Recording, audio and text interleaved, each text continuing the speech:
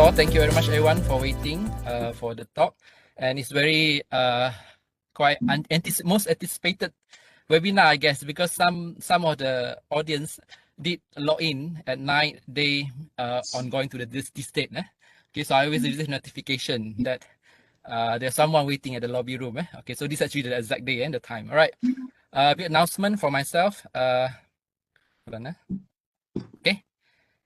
Okay, a big announcement. This webinar will be recorded and we will post the recorded session on our Facebook page. And then upon entering the meeting room, kindly turn off your video and also mute your mic.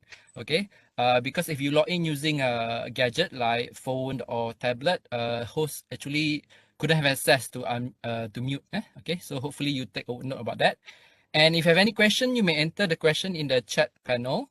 Okay, and we will collect all the questions to be addressed during the Q&A portion at the end of the session. And so you can ask the question orally, depends on the speaker's permission. And don't forget to fill up the registration form that my assistant already shared in the chat. Okay, and we also will share a feedback form, in case you have any suggestion or what to improve our webinar. And as a center of research management, we actually also, besides serving our own university, we also actually try to engage more with more sharing session or webinar with other university as well. Okay, all right. So before I pass this session to Prof Lam, who is very eager to deliver his talk, why not I just give a brief introduction about our speaker today. Okay, this is just a brief one. Okay, he has a long list of resume actually, so I picked the key points. Okay, he's a professor at University Malaysia Terengganu and currently the Deputy Director of International Centre under the Office Deputy Vice Chancellor, and then he's a core member of Institute of Tropicals. Okay, Tropicals Aquaculture and Fisheries. Okay, and then accredited, which is Aquatrop is actually a high COE, which focus on the future food and sustainable shellfish aquaculture by the Ministry of Higher Education Malaysia. He also was selected as a 2020 Top Research Scientist Malaysia. He has been managing a research grant of almost 3 million ringgit. And he's quite prominent for journal paper, 188 publication in journal like Lancet, Nature, and also Science. Okay, and then number of citation, we can see there, Scopus more than 3,000, WS more than 2,000, and Google Scholar more than 4,000. And his index Scopus is 35 with the WS 32, and then Google Scholar is 39. Okay, and he also have a ESI hot papers, top 0.1%. Okay, hello. Okay, and then Deputy Editor-in-Chief for Scopus Journal, and also Associate Editor for 3 JCR Index journals.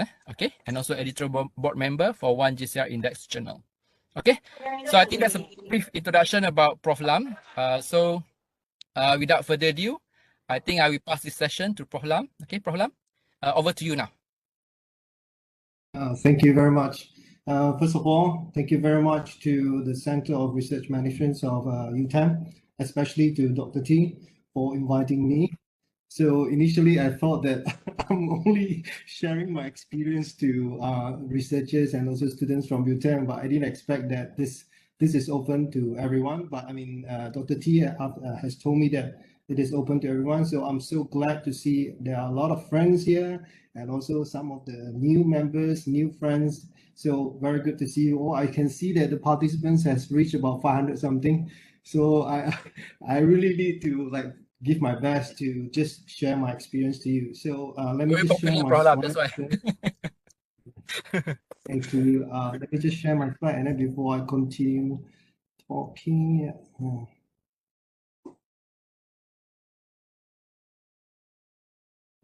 Dr. T, can you see the slides? Yes, very clear. Yeah.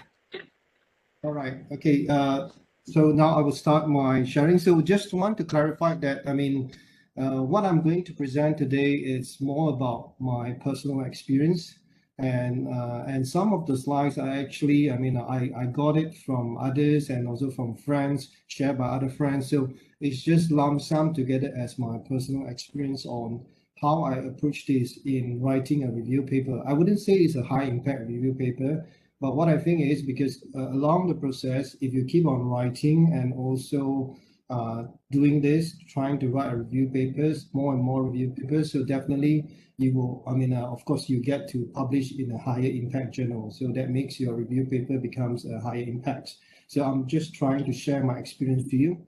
I'm Lam from Aquatrop, Institute of Tropical Agriculture and Fisheries, and from University Malaysia, Terengganu. So let's continue. So this is what I'm going to cover. So I'll talk a little bit on why we want to write review papers, okay, and what is actually a review papers, and maybe some of my strategies and some of the tips that I can share on writing a review papers, and also where to submit and how to submit, and what are the challenges, in writing a review paper. So this is roughly what I'm going to cover. Before I continue, if in any case that you cannot hear my voice clearly because I'm using the internet at home, so you just let me know. I can just turn off my video, and then that will, make the internet flow is better and clearer. Okay, right. So overview. So personally, to me, when I was young, like when I was doing my PhD and masters, at that time, my supervisors always share with me that I think some of you may have to mute your video. Just to avoid the noise. So it's always very exciting to me to be able. When I was a student, to able to submit the paper to journal. At that time, we didn't talk about accepting or publishing the paper, but just to the stage of being able to submit, it's already very exciting to me because I remember when I used to talk to my supervisor saying that, Prof, I've been working so hard to do my experiments, to write my literature reviews, everything, but is there a chance that we can submit it to the journal or something? He said, yeah, if you can really write into the stage that you can submit this, it's a very fruitful experience. So I listened to him, so I keep on writing. Okay.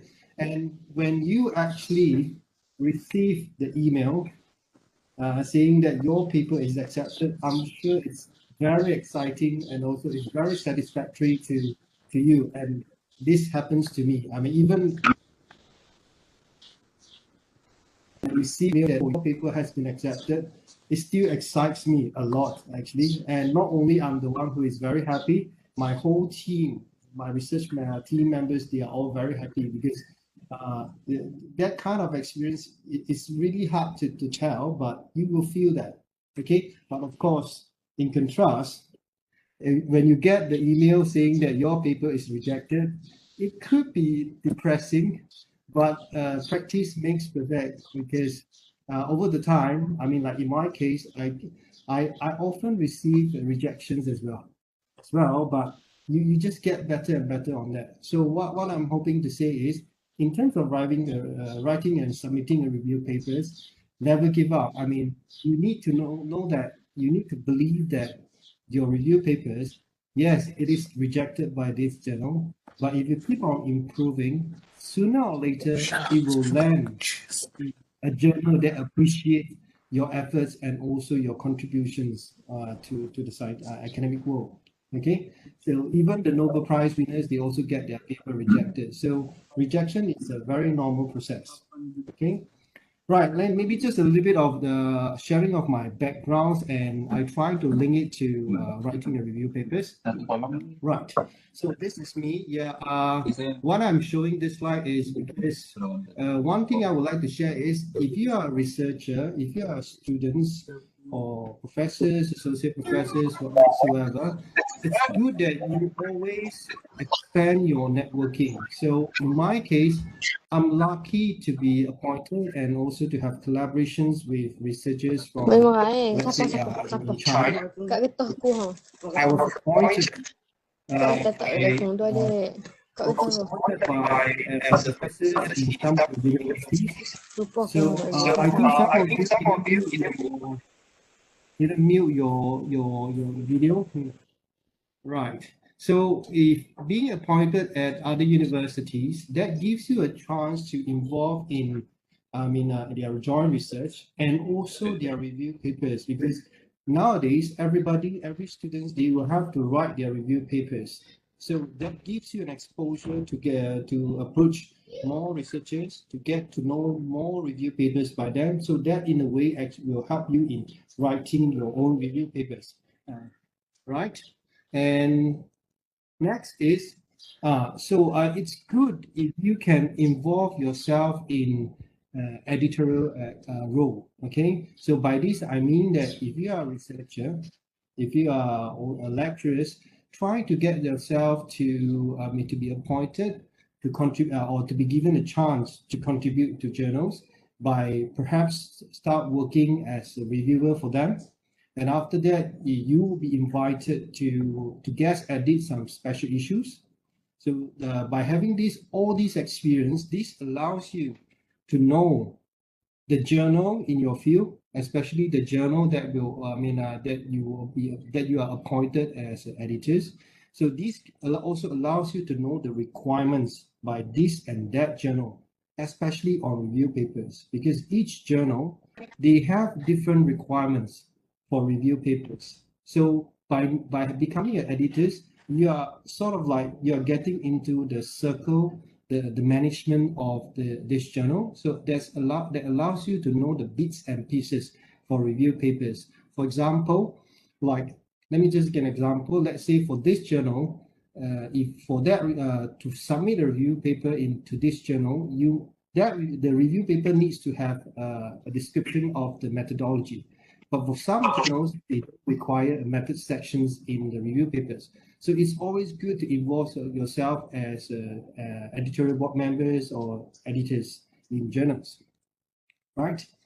And yes, it's good that you have a team of members in your research teams. So I'm lucky that over the years, I have built up a team that we have like postdocs, we have PhDs, and also masters. So that gives you a group of people that can actually work together in writing review paper together. Okay, I understand that some of you may not have a team, a research team, but having said that, that doesn't mean that you cannot approach the postdoc or the PhD students in other team or in other university or the collaborators of your supervisors.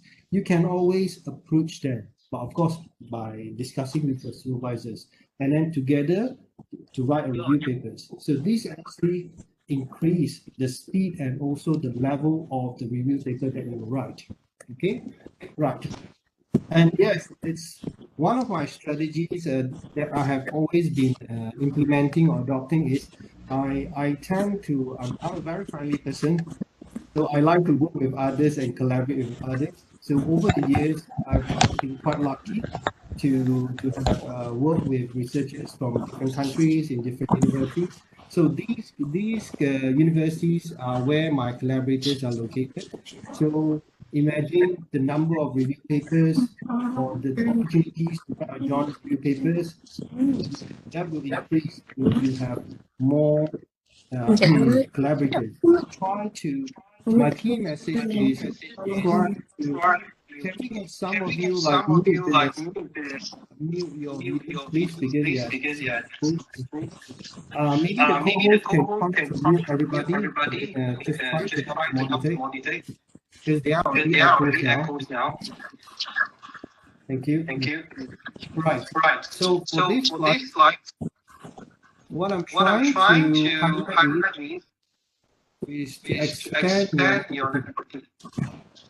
So even if you are a student, you can also be friends and approach researchers, students in other universities. And Dr. T, could you mind to check on the echoes? Thank you. Yeah. Right. So I think the echo is gone. Right. So even when I was a student, I have already started to try to collaborate with students and also to make friends with researchers from other countries. So that actually gives you a very good exposure to write and also to publish a review papers. All right. So that's for international, and I'm from Malaysia. So of course, domestically, I also encourage you all to work with researchers in different universities in Malaysia as well. I mean, in your countries. Okay. In my case, like in terms of writing review papers, whenever I'm organizing or initiating a review papers, I will invite researchers from, let's say, these universities, and each of them will contribute a part to the review paper. So that actually speeds up, as I said, the speed. The shorter the time to write a review papers, and also to improve the qualities, because each person, they have their different backgrounds and they have their expertise. So if you yourself or your own team member writes the review paper, the quality tends to be not that good compared to having a group of researchers from different universities to write the review papers. And also from the perspective of editors of a journal, when we see, I mean, this is to me, I think it also applies to some editors as well. When we see that a review papers, you have authors from different different universities and different countries, we tend to believe that that review paper is more quality of higher levels. Okay, it's not just produced by one university and one single researchers. So that's what I would like to share with you. Okay, so yes, writing a review paper is really a learning process. Okay, why I'm showing this slide is, okay, 2012 is the time when I'm finishing my PhD studies. At that time, I know that writing review paper is important. Okay, although back in the time when we were studying our PhDs, my time, Dr. T as well, we graduated from the same university. At that time, publication is not a very strong requirement by our universities in the UK. So at that time, but still at that time, I know that writing review paper is very important. So in 2012, I started to learn and write review papers. So yes, I managed, so lucky, managed to publish one review papers together with my supervisors. Then after I finished my PhD, I came back to Malaysia in 2013. So these are the time, 2013, 14, 15 are the time that I started to learn and to know, to practice on how to write review papers. So as you can see, there's really not much review papers published during that time. But after taking 1 or 2 years, trial and errors, so it gets better. So 2016, we managed to have like 2 papers published, 2 review papers published. And in 2016 to 2018, because we already have some experience, we are developing some strategies on how to improve the quality and also the quantity of the review papers that we have written. Like for example, at that time we try to, because I'm already a supervisor, I'm a lecturer, so I will have final year students. I have some master students. Okay, so I try to develop strategies where I will involve the final year students and also the master students to write the review papers. But of course, there are some successful case, there are unsuccessful case. Because some of the final year students, they may not know how to write a review papers. So in terms of the strategies, we are revising. So after fine tuning, develop a good strategy. So you will see the results, I mean, the outcome become better and better. So in 2020, 2019, 20 and 21, so we managed to publish a lot of review papers. And at that time, because your network has already expanded as well, okay, so you have more collaborators. So in terms of the quantity of the review papers, of course, it will increase. Okay, and also I have to, attribute this to COVID-19 as well. During COVID-19, one positive side is that we get more time to do our work. So in this case, I get more time in planning and also in writing review papers with my team members and collaborators. So of course, it gets better and better. So we have quite some experience in writing review papers. Right. So and this is writing a review paper is not something like a very simple thing where you can just write and then publish. It takes experience. You need to build up your experience. So these are the journals that over the years that I have been trying to publish my review papers. So we are grateful that we have published review papers in these journals. So, but I have to say that we didn't start writing a review paper and target, let's say, progress in energy and combustion science. To me, it seems it's quite impossible if you want to publish in very high impact journals. If you just started to write started to learn and to write review papers. So initially, I'm being very honest here. I started by sending my review papers to energies. At that time, the impact factors is just, I think it's just one or two, but we try. So that's how we learn. So step by step, we try by submitting our papers to journals with higher and higher impact factors. And because practice makes perfect, it gets better and better. So now, we are lucky that we have experience and we managed to publish in this journal. So what I would like to highlight is, when you want to publish review papers, you may choose to submit to journals starting with a lower impact factors first, okay? And then it gets better and better. Don't try to just aim like all these high impact journals, but you will get there, but you just have to be in a step-by-step approach, okay? Right. And yes, things have been going well. The other strategy that I would like to share with you guys is, even now at this stage, I never stop writing review articles myself. I never stop writing myself. So I have been learning from some mentors, like let's say Prof Christian Sohn. We've been writing different types of review articles. Okay, review articles, it may not have to be a very long review articles like we have submitted to Nature. It's just a correspondence, but it's like a very super mini review articles to us.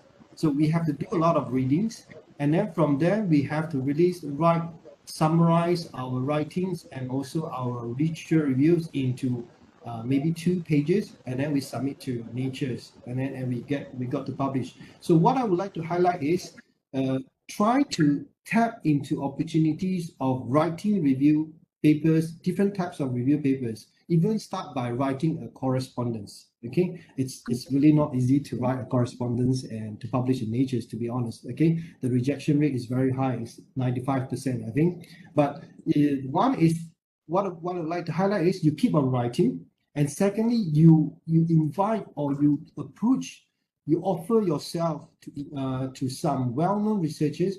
You write with them and ask them to guide you. This is how I learn.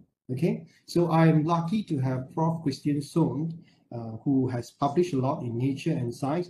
He is willing to guide me. So that's how I started my process of improving my writings and also in writing review papers. Okay, and yes, so I started by offering myself to write with them as a co-author. So I contribute to some sections or some content. And after a while, when we get enough experience, I actually volunteer myself to say, let me just also write, to be the main author, the first author, to write the articles myself.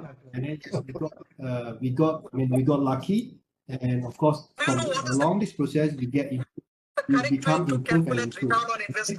So here is a simple case. Here you are making I think we have also some background chat there. Firdaus, can you might mute your mic? Thank you. Yeah, so like Nature, you can try to submit correspondence to Nature. It's a very short review actually. So you can see the way you can actually feel free to go and read these short articles and see how we write. It's actually, to me, publishing in this journal in a form of correspondence or letters actually actually improves me a lot in writing very, very good, short and precise paragraph. And that is very important for you to write a high impact review articles. You basically, one of the most important element is you have to write well. Okay, so that can only be done by having people to guide you, and secondly, you have to write yourself and keep on improving and improving.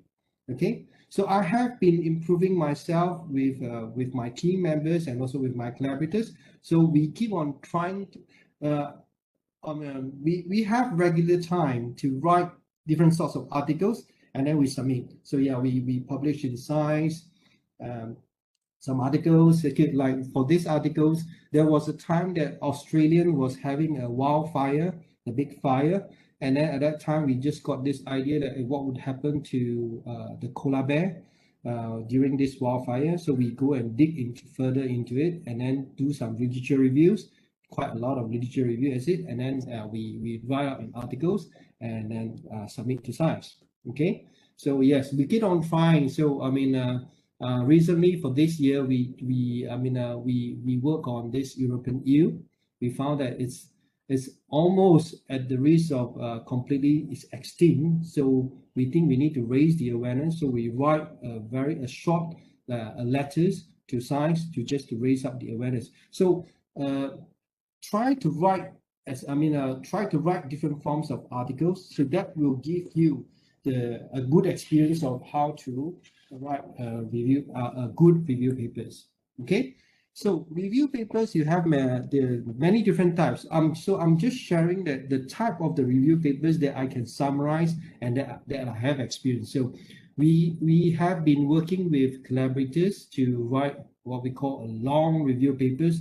Long review papers, we would say at least it's about like 15 pages above. Okay, so then you can submit to some good journals like Renewable and Sustainable Energy Review and Progress. This one is one of the highlights that in my experience in writing review papers, because this is a very, very long review articles. It's like writing a books, but I mean, it gives you a good experience. So speaking of this, I also would like to highlight again, if you just write on your own or with your team member, it's very difficult. So we've been working with researchers from different countries. So each of them can focus on certain sections. So that will speed up the process. For long review articles, it would take us about at least 1 year. Progress for this paper, it took us about 2 years to write the review papers. So that's what we mean for long review articles. It will take us at least 1 year to 2 years to plan, to write up the draft, and also corrections, and then submit. Okay. So we've been writing different sorts of review papers. So you can write the review papers that are relevant to your background, and then you can try. So this is an example that a long review papers that we have involved researchers from different universities in Malaysia. Like we have from Petronas, we have from Bridget is from Curtin University, and we also have the UTP. So we've been involving researchers from different universities, and then they all write certain sections, and then we combine it and then improve the flow and then submit it. Okay.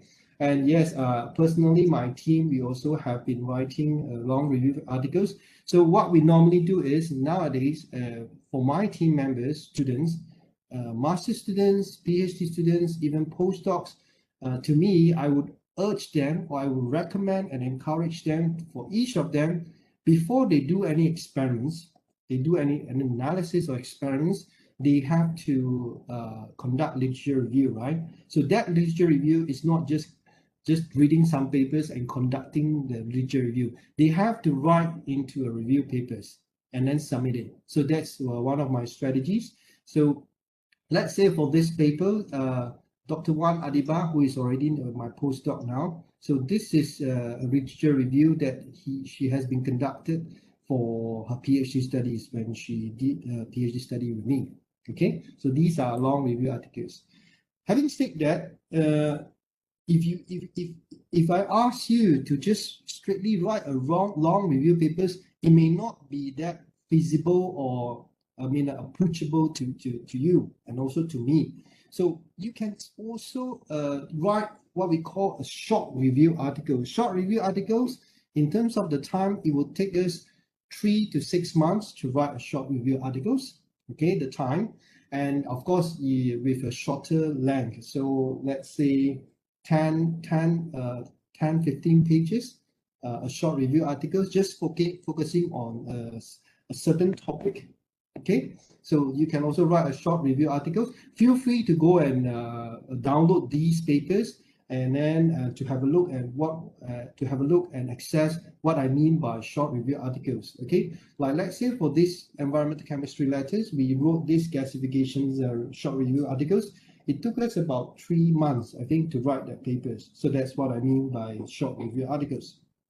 Okay, and yeah, okay, yeah, and also yeah, and this is basically written and then we submit to Journal of Hazardous Materials. So what I'm trying to say is some journals they also accept short review articles. I want to clarify that some of us may think that review articles it has to be very very long and then you have to spend many years, a long time to write. So it's not true. It's actually there are also short review articles that you can write. Okay, like for example, this is another form of another type of short review articles that we have written and published. We work on chlorpyrifos pesticides. We try to find out what's the remediations, what is the current status, and then we write. I think it's just 5 or 6 pages, and you get to publish in also a high impact journals as well. So in your case, I would suggest you can find some topics that is relevant for students to your PhD, to your masters, or for lecturers. Find some topics, the hot topics that is relevant to your field of expertise, and then try to write a short review articles as a start. So that would be a good step to start. Okay, right. And other than short review articles, we also have mini review articles. So even shorter. Okay, even shorter. By this I mean, like, let's say recently we've been invited to write a review articles on Arctic's Gateway. So I actually gathered a group of so we have like final year students. Bernard and Felicia are final year students. Xingying is my master's students, and then we team up with some collaborators from overseas, and then we write these review articles, and we then managed to publish in Stoughton in Science of Total Environments.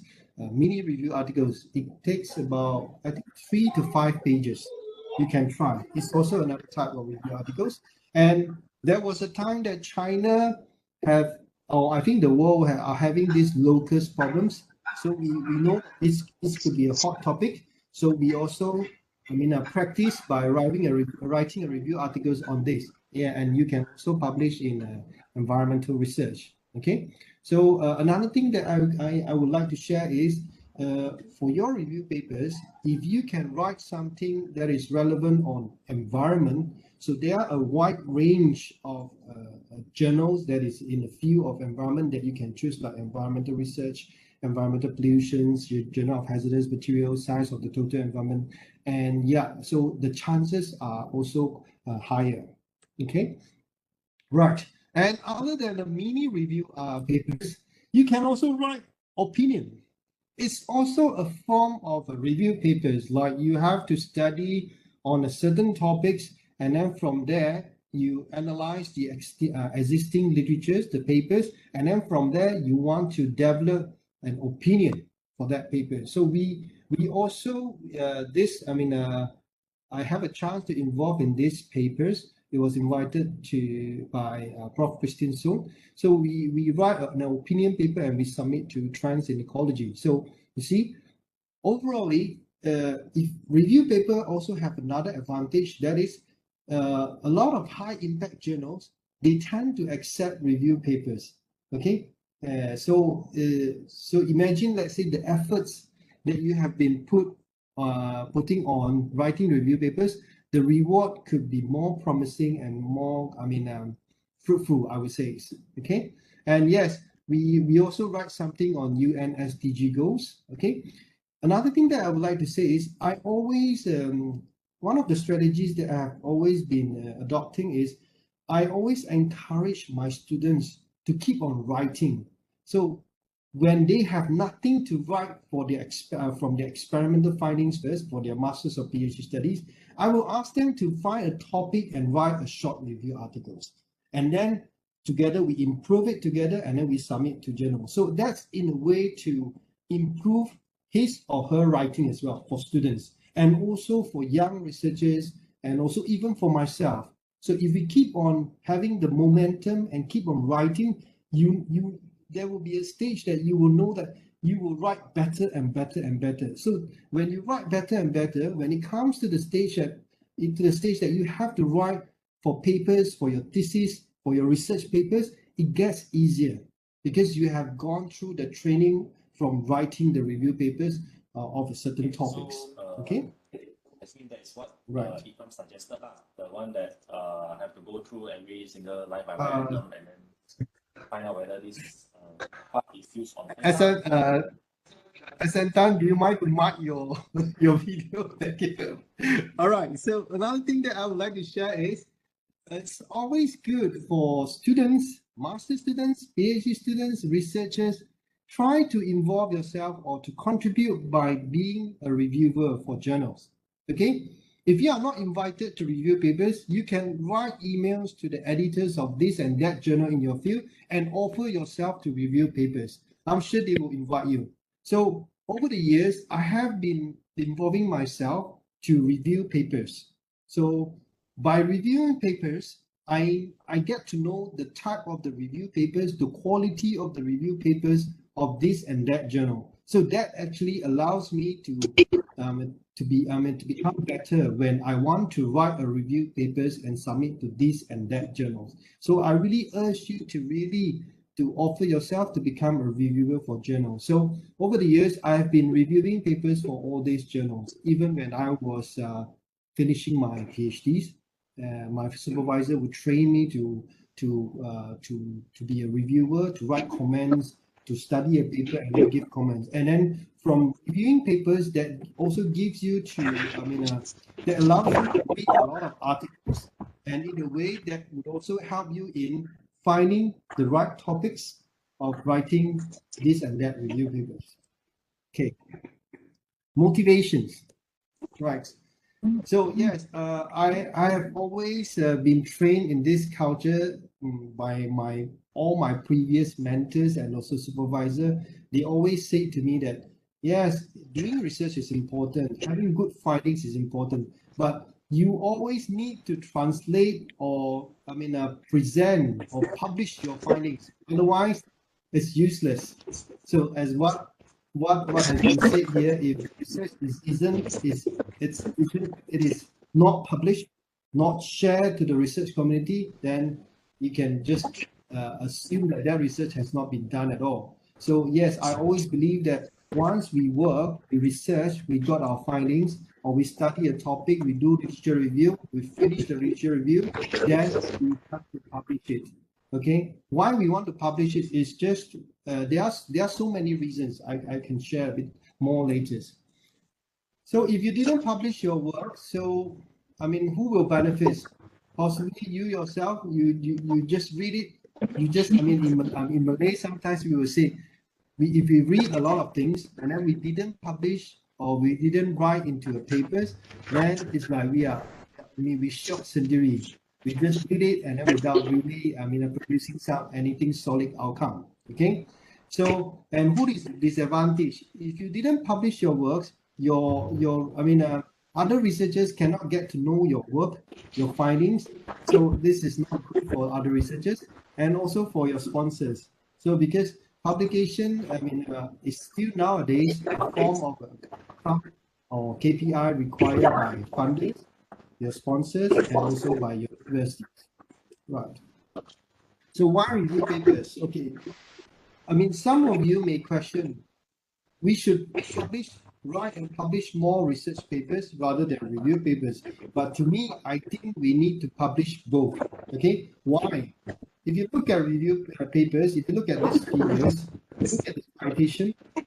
So over the years, review papers generally have more citations, will receive more citations compared to normal common research articles and conference papers, meaning that a lot of people like to read papers.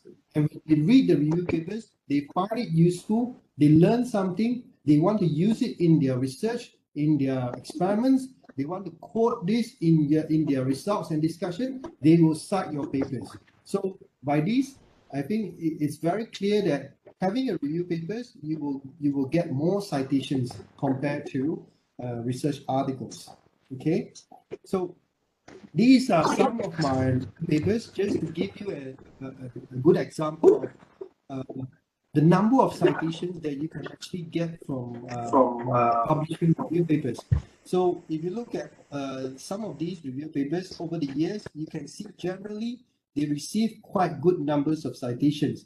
There's one very good example, like we have written and published these papers in chemical engineering journals in 2020. We published in 2020, but to now is 2021. This is the number of citations that we have got for these papers.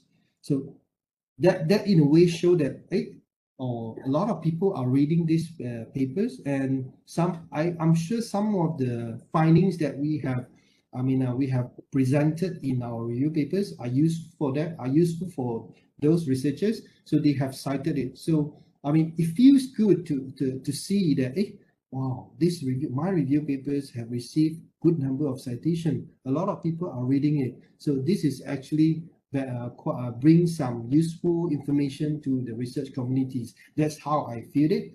And so as a result, you can see that by writing, if some of you students or researchers, if you want to increase your citation, writing a review paper is definitely one of the options that you should consider taking.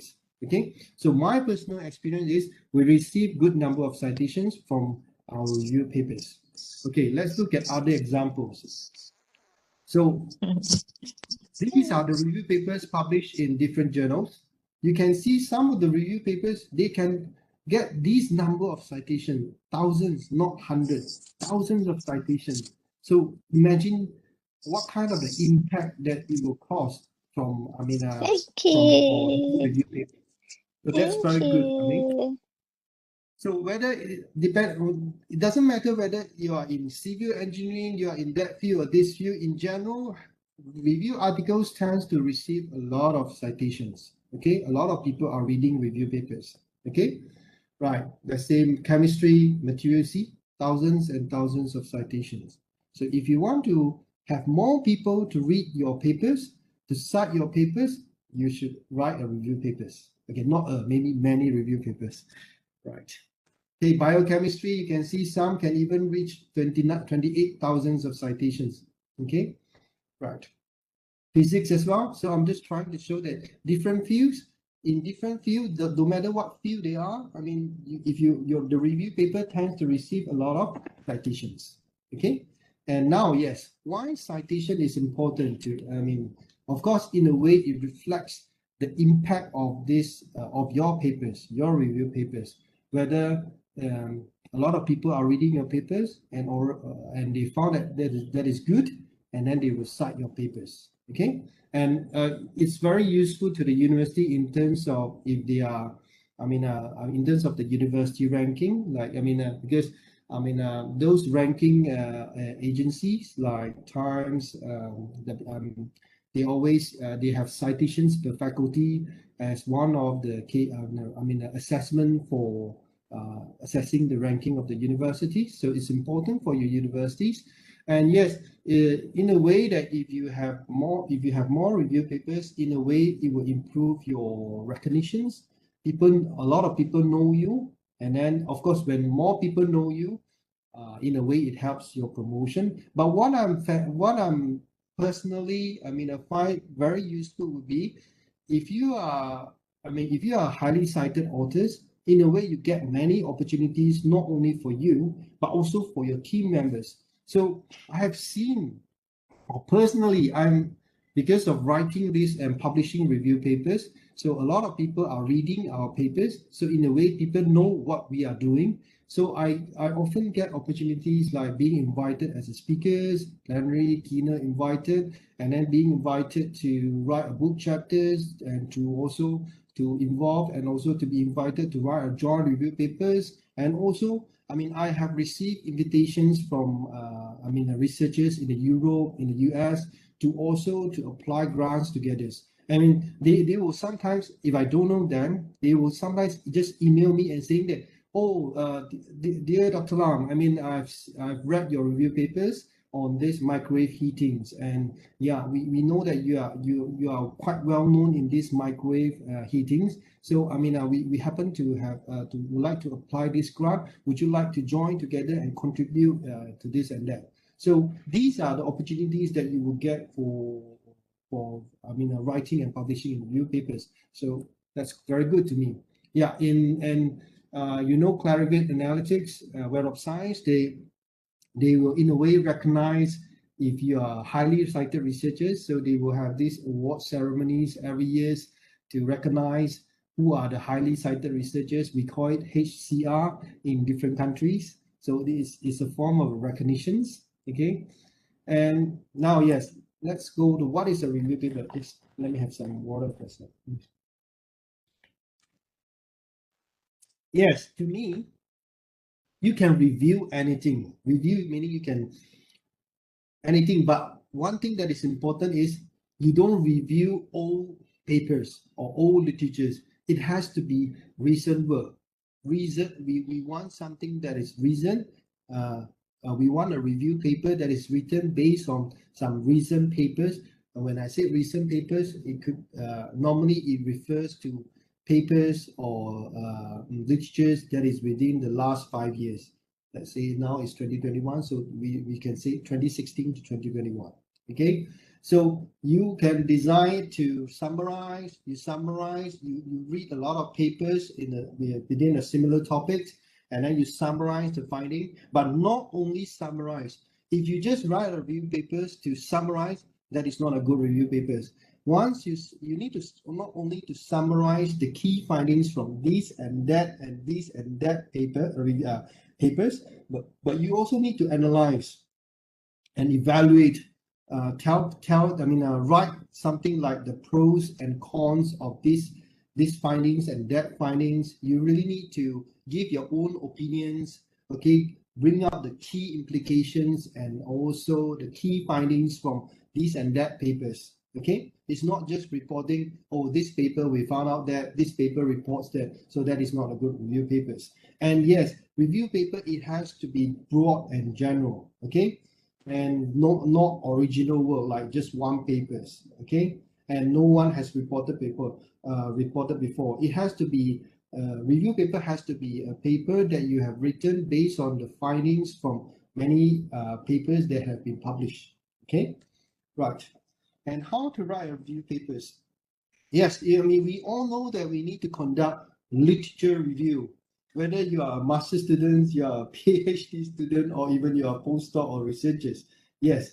So what is a literature review? Yes, it's a description of your topic area. You need to know your area, what is happening in your area. So what is the hot topic in your area? And is there something new that you want to bring out from the current status or the current progress of your field, of your technologies?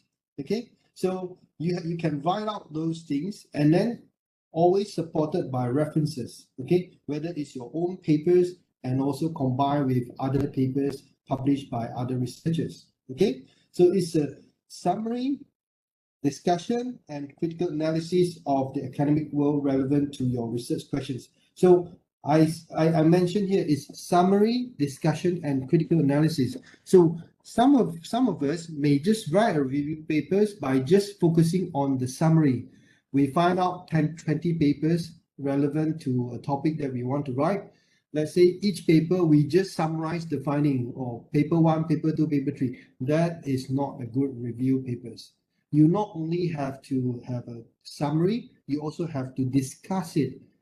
Discuss, what we mean discuss is we have to paper 1, paper 2, paper 3. So you need to ask yourself, after you read those papers, what are the key findings? So after we know the key findings of paper 1, 2, 3, 4, what is the real meaning? What is the real implication? What are the novelty? What they are trying to bring out? And what is the pros and cons? Those are the things is what I mean by discussion and critical analysis. So you need to have these three elements, then you can write a good review articles. Okay, so structures, normally, yes, the review articles, you can, of course, you need to have a title, authors, abstracts, keywords, and nomenclatures, meaning the list of the short forms words that you use.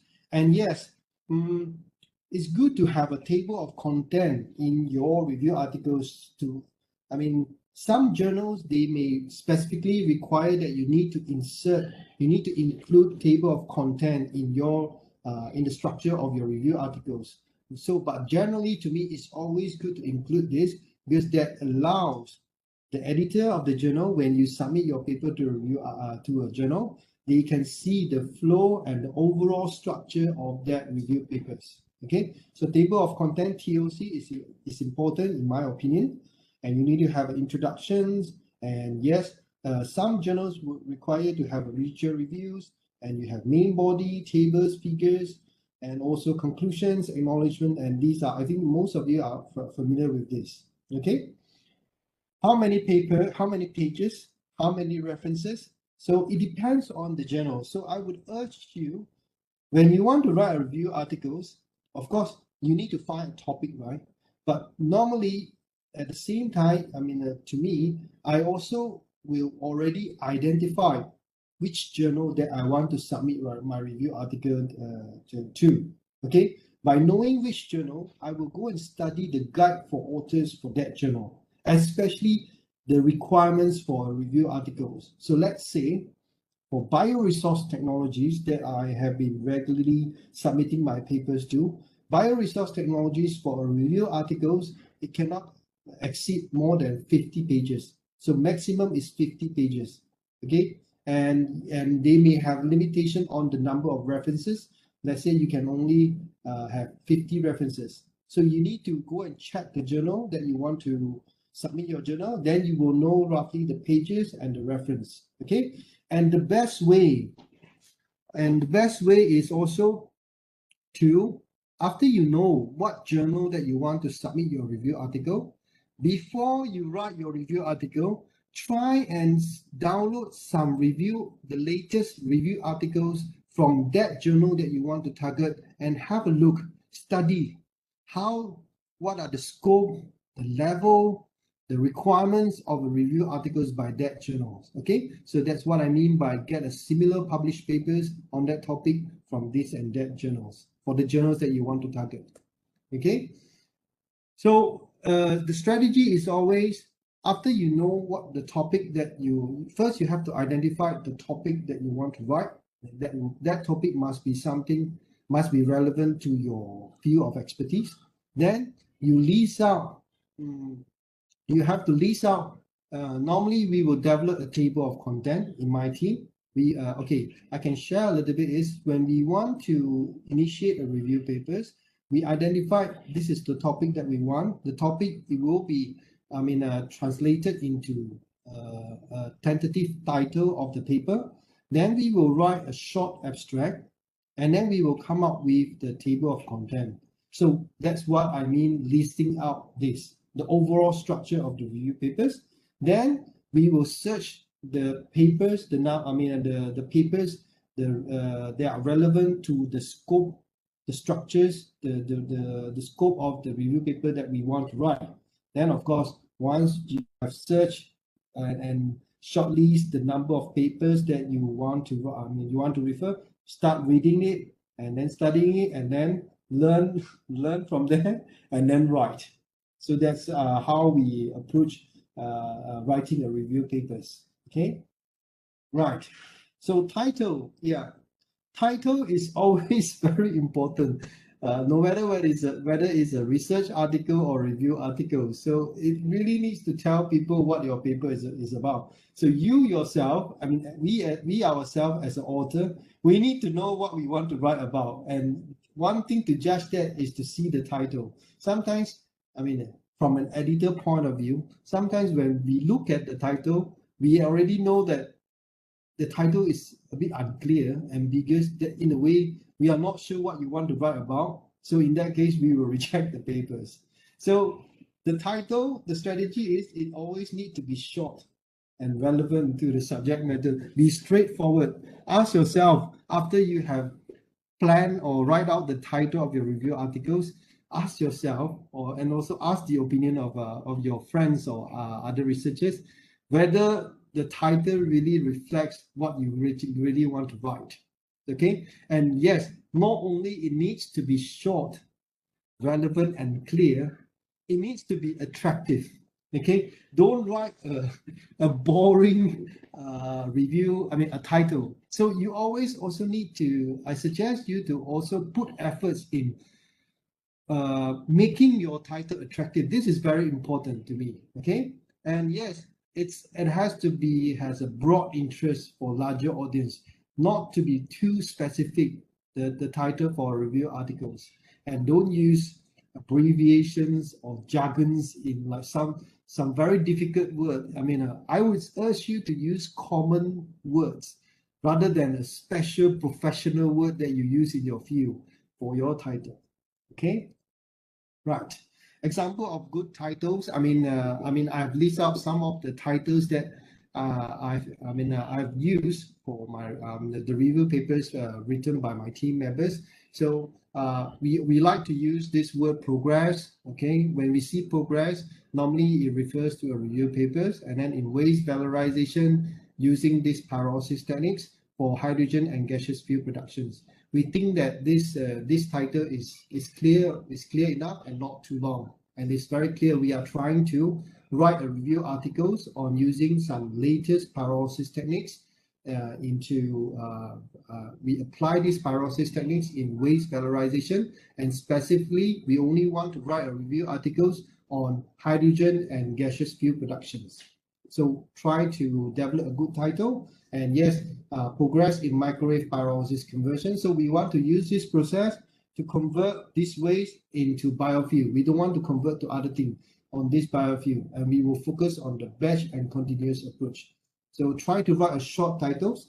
And yes, we also valorize oyster mushroom and waste generated in mushroom cultivation industries. Okay, so when we write these titles, we also send to our friends and collaborators to get the second opinions and to refine the title. So really put efforts in finding, in writing your, I would say your titles. Okay, right. Next. Right. And yes, you can see we tend to use short titles like emerging contaminants and biological effects in Arctic wildlife. Okay, and yeah, so in this case, always try to be clear. Okay, this one is we use in our recent review articles, machine learning technology in biodiesel research. So to me, personally, I would say it's interesting. Like, we know that machine learning is a very hot topic, a very important skill nowadays. And then what about, the application, what has been happening, what are the progress in applying machine learning in biodiesel research? Then we say a review. So try to use short titles, okay? Right. And yes, of course, you need to have the author's names and affiliations. So for those of you who have published before, you know that you need to name your authors, and then you need to have the affiliations. Okay, so here I can share that for review articles, it's always good to have authors from different institutions, different universities, and also you work with somebody from the international, like with different universities in different countries, that will increase the chances. Okay, from my point of view. Okay, right. An abstract. Oh, abstract is very, very important. Okay, abstracts. We think that review articles. A lot of us think that review articles is a long articles, right? So in a way, the abstract needs to be long, but I would say the opposite. For review articles, even for the abstract, we should write it short and precise. Okay, and just telling what are the important information. It's the summary of the work. Yes, the summary, but it's not a long summary. It's a short summary. Okay, so I have given some example here. 200 to 300 words are enough. When you write a very long review articles, okay, let me just share my experience from the perspective of an editor, because I'm an editor in some journals. Whenever we receive some new papers, right? Then we will always look at the title and the abstract, right?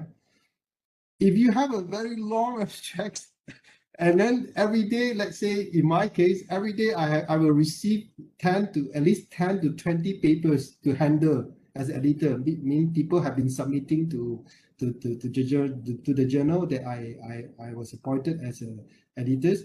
I receive 20, 30 papers every day. So imagine you send a review articles to the journal, and I see a very long abstract, and when you write something too long, it tends to be not clear.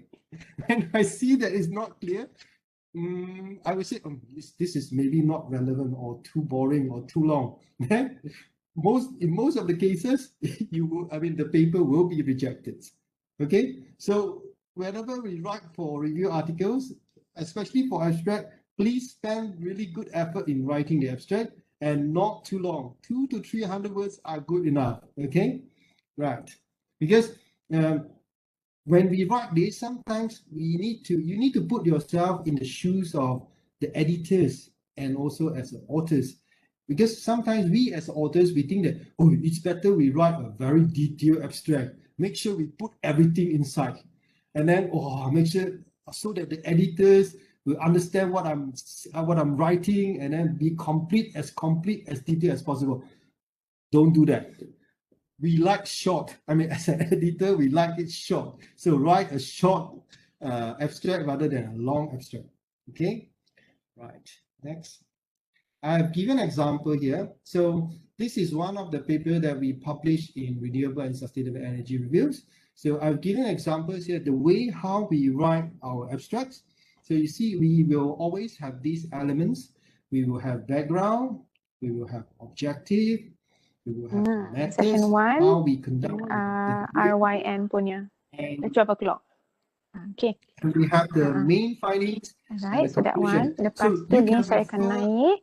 I will show you on your desktop. Macam mana nak ambil Mariam, attendance live. can you mute Yeah, excuse me. Yeah. Okay. Sorry, Prof Lam. Yeah. So it's okay. All right. So when you look at the abstract, so you can look at the way how we write our background, objective, methods, findings, and the conclusion. And you will see that, let's say for background, we only use one sentence to just for the background. Okay. So in this case, let me just give an example. We are trying to write a review on using a technique, microwave pyrolysis. I work a lot on microwave pyrolysis to convert agricultural waste to produce biofuel. Okay, so the background, we will say that why we want to write microwave pyrolysis, because we think it's a very promising technique to produce biochar, bio-oil, and syngas. That's it. Then we straightly go to our objective. We tell the audience what we are reviewing. So we just review. Now the latest techniques on using this microwave pyrolysis to convert into biofuel, and these are what we are going to review. We only review on the aspect of the influence of this, and this. Okay, and also we discuss on the techno-economic and environmental impacts. Okay, so the methods you can read a bit further. I don't need to read out everything, but in our review article, in the abstract of our review articles, not only we tell the audience what we review, what is the scope of our review. We also include the key findings from our review articles. What are the key findings? So here we would say, actually, in microwave pyrolysis, in a continuous process, we found out that from the current teachers, these and these and these, they are not explored. Nobody has studied on that before. So in a way, why nobody has studied? Because of this and this reason. So in a way, you tell people that, for in future, for those of you who want to work on this microwave pyrolysis, you need to work on this product yield and reactor design more. Okay, and we also summarize that, if you use agricultural waste as a feedstock, it has advantages with respect to this and this and this. This is the findings that we retrieve from reviewing the relevant papers in this field. So always include main findings in your abstracts. Okay, I see that some of the review articles, in their abstract, they only highlight what they have reviewed. but they didn't include the main findings. So in my for my team, we always write out the main findings in a way that shows that, oh, we are not just reviewing this and that articles. From those articles that we have reviewed, we have we have summarized the key findings from our review. Okay, and we make a firm conclusion. We conclude that, oh, if we use a continuous operation to convert agricultural waste in biofuel, our review article shows that it is sustainable and with this and that benefits. So this is our conclusion. So we will always write our review articles, the abstract, in this format. Okay, so just to give you an example, and you need to have keywords as well. So these keywords are the labels of your manuscript. So also it's good to pick your keywords well. Okay, it has to reflect to the subject matters. Why I want to say that is keywords are very important if you want to increase the citation of your review articles. So it's always good to include keywords that are very common in your field and very relevant to the topic that you study, so that it's easier for the people or the audience or the researchers in your field to search, to manage to find your articles in Scopus or in Science Direct, so they can, once they've managed to find your articles, then they can read, and then they find it good, they will cite your papers. So pick your keywords well. So for our team, we always spend some efforts in listing out even the keywords. Okay, like let's say we pick this keyword, then we will go to Scopus, we will go to Google Scholar, we insert that keyword, and then we will see the number of review papers, the number of papers show up, or whether the chances of your review paper will show up by keying that keywords. So pick your keywords properly. That's what I would like to say. Okay, and of course there are some normal requirements, like you are not allowed to have too many keywords. It depends on the journal, not more than 5. Okay, and of course use some established abbreviations. Okay, right. Yes, and introduction. After the abstract, right? Introduction is very important. Okay, my keyword is here, needs to get readers' attention. So by this I mean that you need to write the introductions. You need to have sentences that makes your introduction interesting, not just telling this and that. So after you have written your introductions, try to relook at the introduction of your review article and you read yourself, ask yourself whether it's interesting, whether it will attract others to read further. From an editor point of view, okay, once we receive the articles, like I said just now, we will look at the title, we will look at the abstract, right? We will also look at the introductions, especially the last paragraph of your introductions. So because that allows us to judge the scope, the background, and also the essence of your review articles. So we will read that last paragraph of your introduction. So at least make sure that you write that last paragraph very well, catchy, make it interesting, make it attractive. That's what I mean. Okay, and also the other thing that as an editors, we will assess for review articles, we will see whether you cite others, because review articles is by reviewing some existing and current literatures. So please make sure you cite and give credits to other works.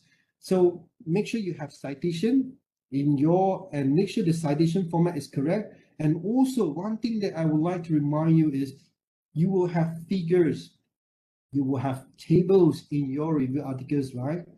The other thing that being an editor that we will assess is those figures. Of course, you will have cite some papers, right? But some of that figures, if you got it from other papers, we will also look at whether you have obtained the copyright permission from that for this and that papers, or that you have cited in your papers. So in the figure, we will always look at your figure caption, the title of your figure, whether you have written something on like copyright permission has been granted or something. okay, and also for table. So that's what I mean by give credit to others' works. It's important that you have that in your review articles. Okay, right. And yes, introductions always convince the readers, always have sentences explaining why your review or why your work is important. You need to write out that sentences. You don't assume that the editors or the reviewers or the audience, they can guess or find out what is what is the importance of your review articles. You don't assume that they will know. You write out those sentences. We think that we think that this review is important. We think that our review is important because blah blah blah blah blah blah blah blah blah. We think that reviewing this aspect is important with respect to bringing up or highlighting this and that. So always write out those sentences. Okay, and yes, you need to have this brief statement of the need of the investigation and also review of up-to-date literatures and specific objective. So always have this statement, the sentences to say why you need to conduct this review and what can the readers learn from that review, from your review articles. And also we will look at when I say we, is many being an editors, when we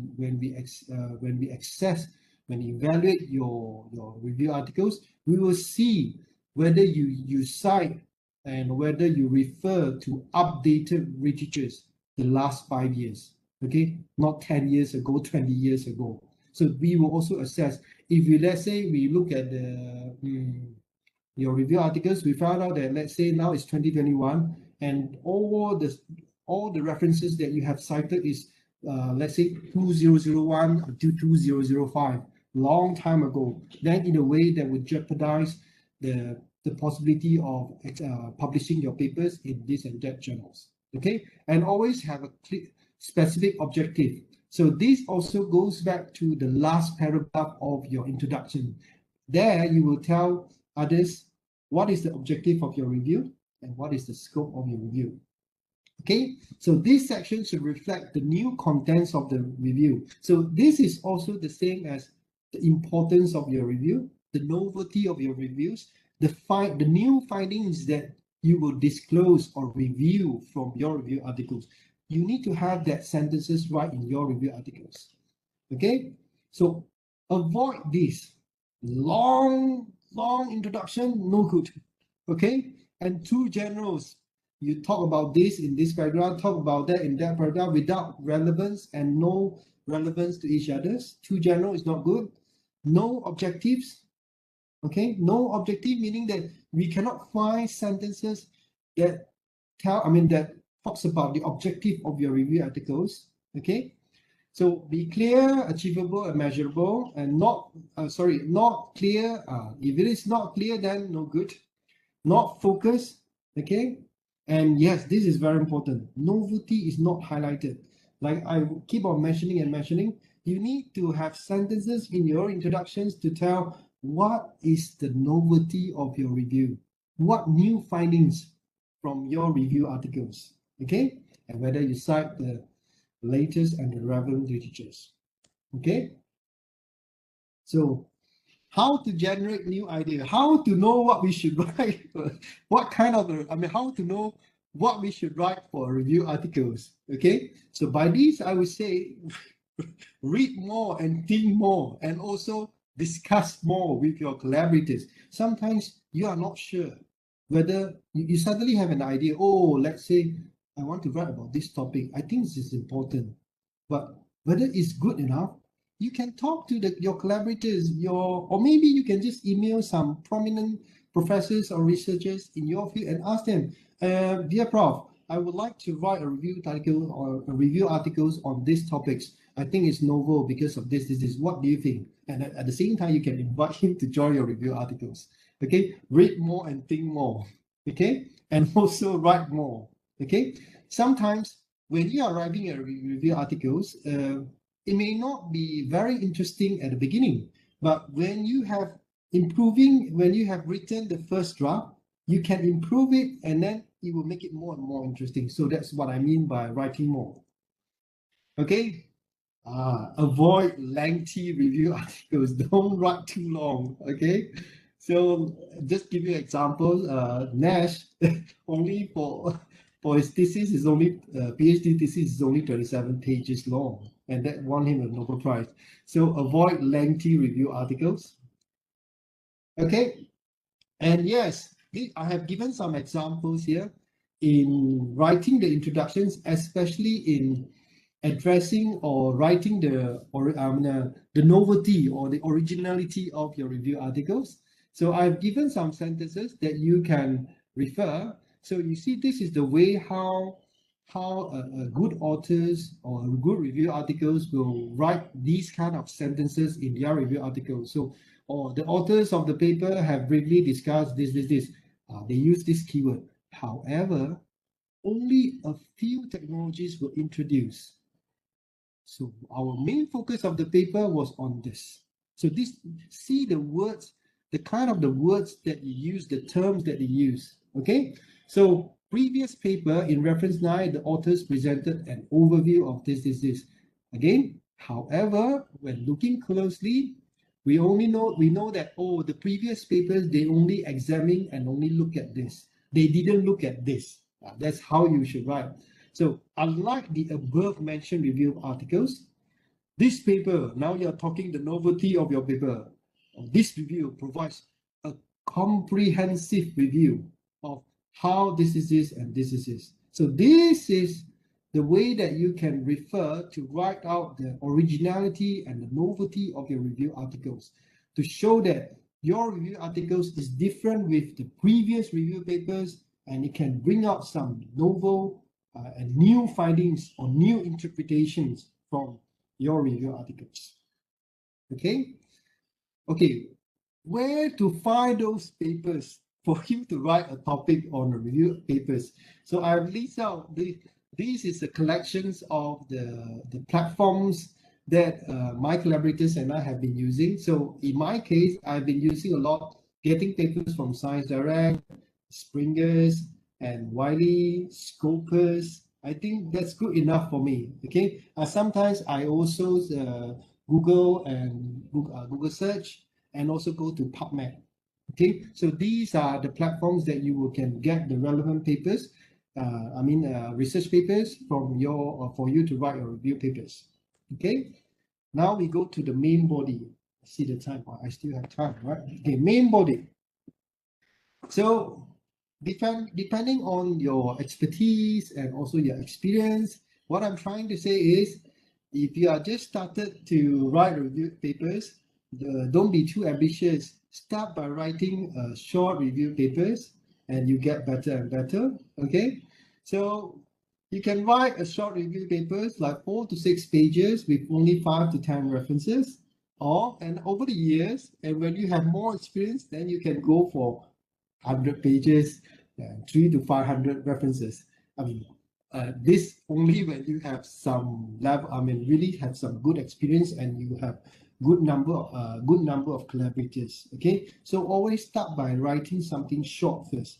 You need to really write it, then only you will get the essence and learn how to really write a good review articles. So start small by writing a short review articles. Okay, tips.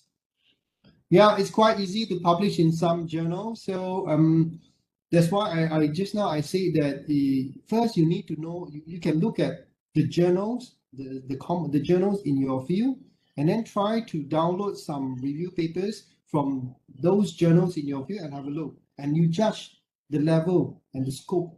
Okay, and then you try to target yourself, and don't try to go for some very high impact journal and then try to target it first. It's very difficult if you don't have experience in writing review papers. And yes, it's always good to prepare a table of content. Like I say, when you write a review papers, always have a table of content, so you know the overview and the structures of the content that you want to write in your for your review papers. Okay, key features. So review papers, normally you will have to come up or draw a figure. something like this. Like this is figures that is not, a plot, that has not been shown in other papers before. Meaning you plot these papers from, you plot this figure from the papers based on the findings from these and that papers that you have reviewed. So when, let's say I'm an editor, if I see that your review articles actually have these kind of figures, or you have plot of figures that shows the key findings or the key results from these and different papers and over the years, and then in a way it shows that, oh, your papers is quite comprehensive. Your review is quite comprehensive. So we will always have figures that shows different data points, and these data points you got the data from different papers. So having these kind of figures where you have different studies being cited in this figure, I would say it's a very important element. Okay, right. And yes, you see now. I want to ask you this is regarding this because I face this problem. When you are using a data from Sorry, please unmute, please. Sorry. Okay. No, he's asking a question. He's asking a question. It's all right. Yeah. Yes. You may ask. Just now, you're having this problem regarding the picture. Okay. Is that data breach? I mean, when you take the data from other papers, they will always put a question mark on you that you have stolen their data. So how do you really overcome that? And when you want to take permission, it's a very lengthy process. So how do you really solve this problem? Okay, thank you for your question. That's a very good question. Right. So we shouldn't steal other people's data. So there's a right way of doing that. So like I said just now, you need to give credits. You need to get the copyright permission. So actually, getting a copyright permission is not lengthy and difficult as it seems. Okay, that's a simple way. I mean, you can email me later. I will show you the right way of getting permission. Let's say if you are trying to get this result, you want to quote these results from these papers. If that papers are from Elsevier journal, it's actually very fast, very quick. In 1 or 2 days, you can get the permissions. They already have let's say you have a website, you click into that website, you key in the papers that you want to get the data from, and then they will generate the copyright permission for you. So you can email me later, and then I will show you the way. Okay, I hope that answers your question. Getting copyright permission is not difficult. Okay, thank you, Prof. All right. Okay, all right. So yes, always need to have these kind of figures. Plotting, meaning that plotting your own figures that summarize the key findings from the papers that you have reviewed. This is very important.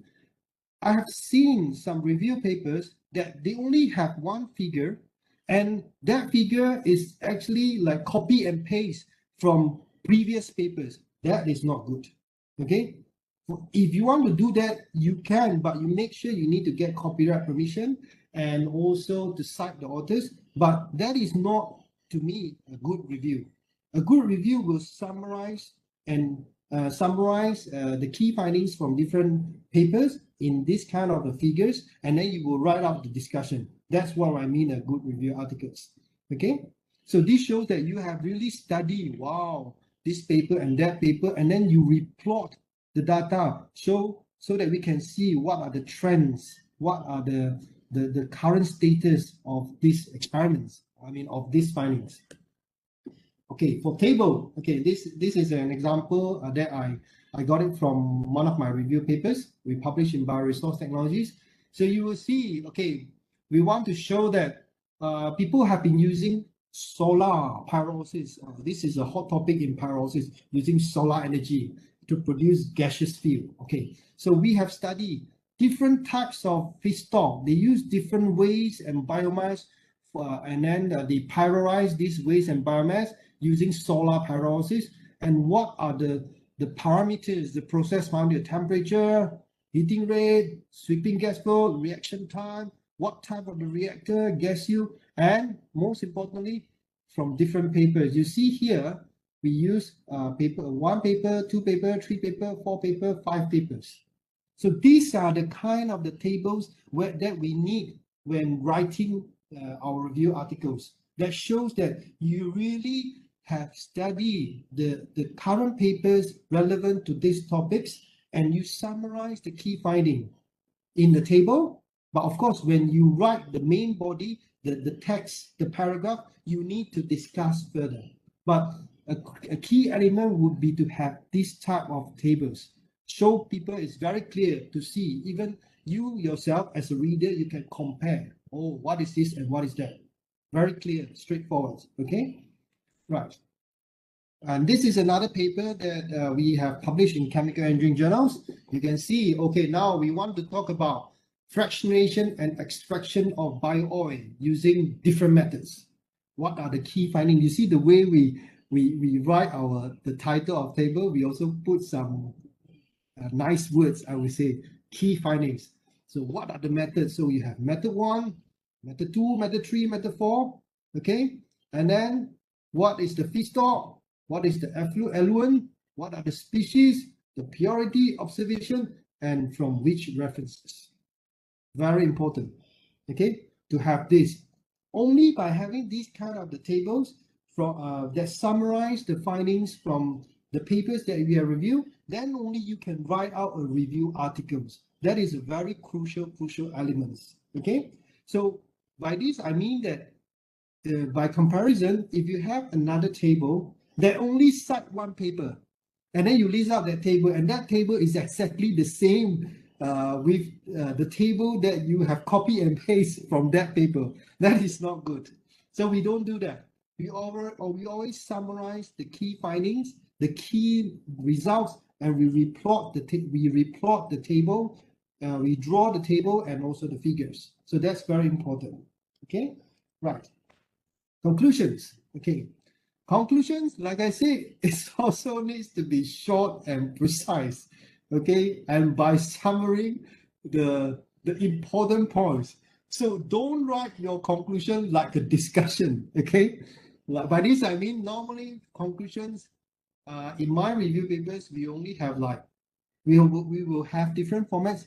Either we will have one paragraph, short paragraph, or maybe we will have two short paragraphs, or we will have like one short paragraph and a list of key points, maybe 5 key points from your review article. That's it. Okay, only list out the very important points. Okay, and it's the concrete findings from the papers that you have reviewed. Okay, and whether you have achieved the objective that you mentioned in the last paragraph of your introductions. That's very important for conclusions. So I have given an example how we have written conclusions for our review articles. So this is one of my review papers. So you can see we write it very short. So we say this review, what we have done is we have presented the different types of pyrolysis techniques to produce hydrogen and gaseous fuel. Okay, and we summarize, we only highlight the most important finding. We say the current literature says that only 6 types of new pyrolysis technologies are available to produce hydrogen and gaseous fuel. Okay, and what are the important parameters? This type of feedstock, this, and this. And we also discuss the challenge and the future direction specifically to improve the yield and quality. That's it. Okay, that's the key findings from your conclusion. So try to make your conclusion short and precise. Okay. Then yes, acknowledgement. Okay, acknowledgements, you have to give credits. So I've seen that some review articles, they don't have acknowledgements, but to me, it's always good to have acknowledgement, and it's good, it adds points if you write your acknowledgement well. So of course, in acknowledgement, you have to give credit to your funding agency, because your agency may have your project is funded, you need to mention it out.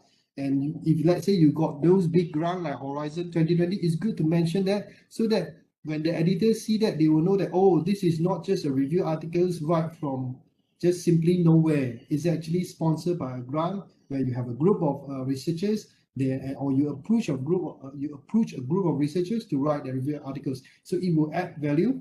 Okay. and also to give credits to somebody who have helped you in writing these review articles. Like you have somebody who have proofread your articles, so you can just mention it there.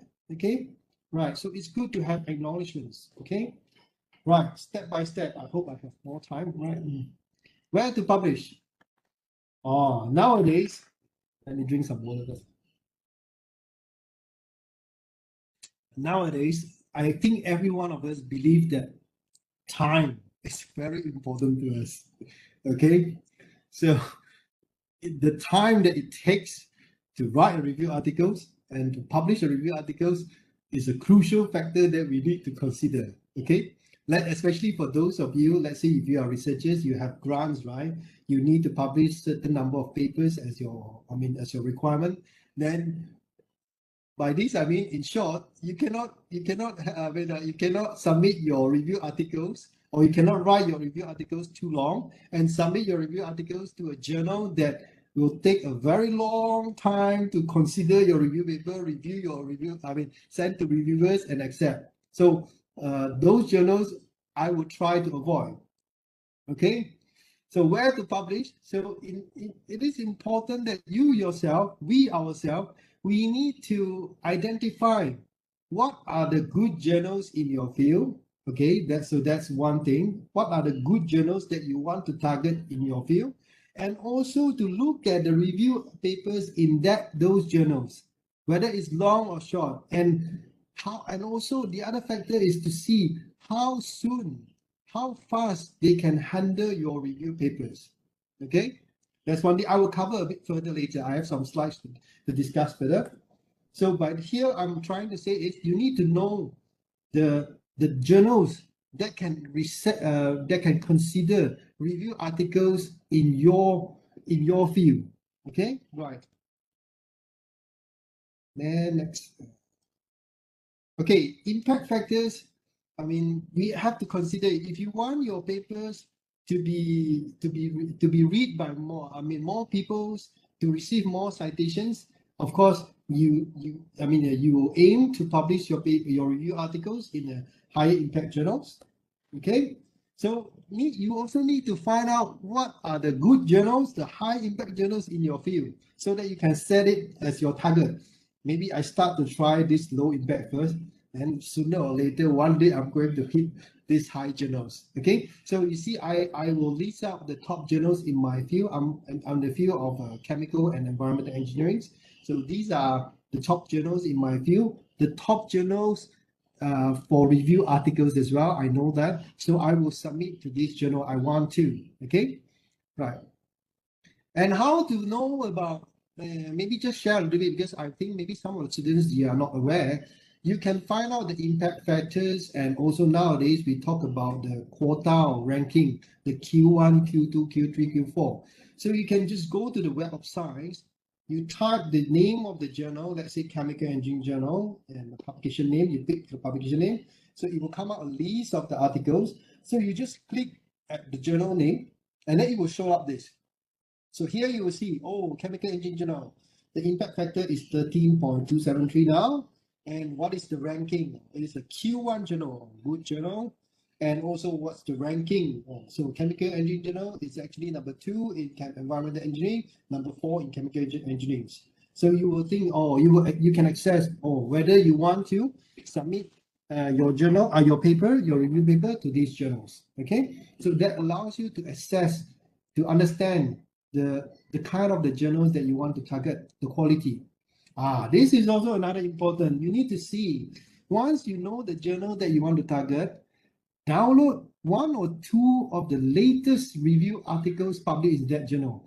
Download that paper, and then I think on the first page of the PDF of that paper, you will see this information. So it shows that, let's say for this paper, it was received, meaning it was submitted to this journal on 16 March, accepted April 29. So what does it tell you? So from submitting and review and until it is accepted, it's only about 1.5 months. So is it fast? Is it good for you? You access yourself. Okay, and available online on May. So it's all completed in March, April, May, in 2 months. So would that help you? Would that be beneficial for you? You access yourself. Okay. So I would tend to find journals that has a fast handling process. So my papers, whether it's rejected or accepted, is faster. Okay. I want faster response journals, in my opinion. Okay. Right. And let's look at this. This paper received March, accepted November. So it's about after 7 months and only available on the next year. Is this the journal that you want to try? So you access yourself. Okay. So one way of doing this is judging the time. You can download some papers from this and that journal that you want to target and look at this information on the first page of the PDF. Right. And yes, I'm showing an example that bioresource technologies, I think it's quite a fast handling journals. So you see, for this paper, if I'm not mistaken, we spent 4 months, 4 to 5 months to write the draft and write and finalize everything. Then we submit. So we submit on August. In about 1.5 months, we already it's already reviewed and submitted the revised version to the journal, accepted on October. So what do you think? Do you think it's fast enough? You ask yourself. So from submitting on August until it's accepted on October, so it's only about 1 to 2 months. So is it good enough? So I would say yes. I would consider submitting my review paper to these journals. Okay, and you need to know that, especially for review papers, it will normally take a longer time for reviewers to review because it could be lengthy review papers. So judging the time that a journal will take in handling your paper is one of the important consideration, I would say. Okay, time is running out. I need to speed up. Okay, where to publish? See the publication history. I mean, you can ask your supervisor if you are students, what are the good journals? If you don't know which good journals that you want to try. And yes, I always publish. I mean, I don't publish in 1 or 2 journals. I would try to publish different journals within my area of expertise. I would just try because I want to know. I mean, I would like my articles or papers to be read by research communities or people in different fields. So I was trying to send to different journals, not just focusing on 1 or 2 journals. And yes, the good news is some journal, you need to know the trend. When you submit the paper, they will initially reject your paper. And then the editor will say, oh, we have rejected your paper, but we allow you to resubmit. If you have improved based on these points, I will grab that opportunity.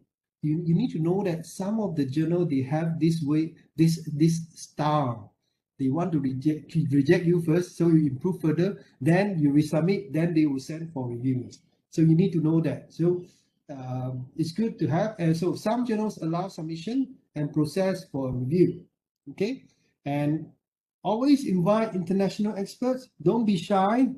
Email, WhatsApp the professors, the well-known professors, and ask them whether they can join your joint review articles, write some sections, or even to comment and improve your papers. Okay, and this is very important.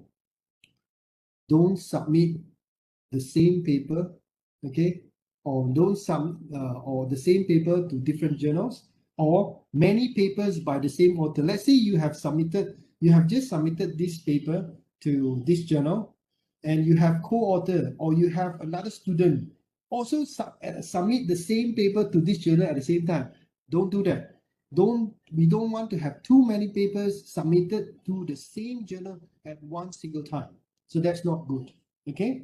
Then this will in a way sometimes give the impression to a journal editor that is your work really that good quality? You can submit several papers to my journal at the same time. So is it the quality of your paper maybe not that good, because how can you have enough time to submit so many papers at one time at the same time to this journal? You get what I mean, right? Right. And best paper selection process. Yeah, you can find out these articles in the journal website. Sometimes you will see the hot topics, top 25. if you don't know what to write, you want to write about something, this is a good place to start to access what is the hot topics in your field of expertise. So go to the journal website, okay, and then you can here go to Science Channel. You can browse top 25 archive and see what are the hot topics now. Let's say you go to this is Applied Energy, the journal, top 25 hottest articles. You will see what is the hot topic now, and whether you want to write a review articles based on these hot topics, or what are the new hot topics. Okay, right. And yes, this is a very good service provided by Elsevier. Go to Journal Finder, type your field. Okay, in my case is microwave analysis.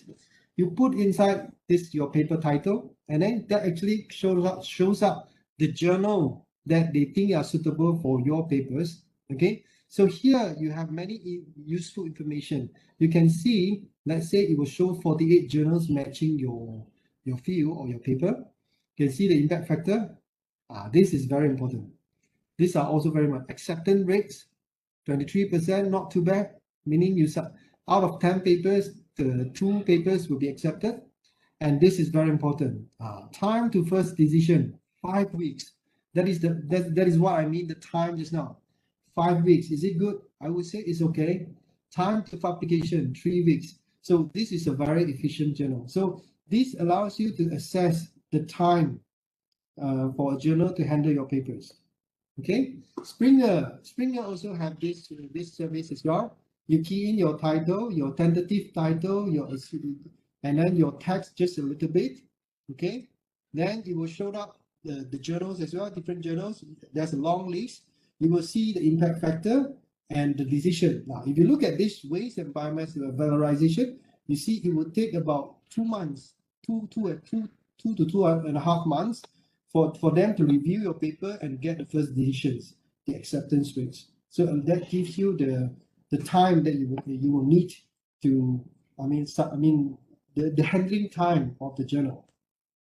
Okay, now I see these are very different examples. It will show, see, 71 days compared to 25 days compared to, and you see the acceptance rate, some is 59%, 38%. Now you judge yourself which one you like, okay, depending on the journals in your field and the topics that you want to write for your review articles.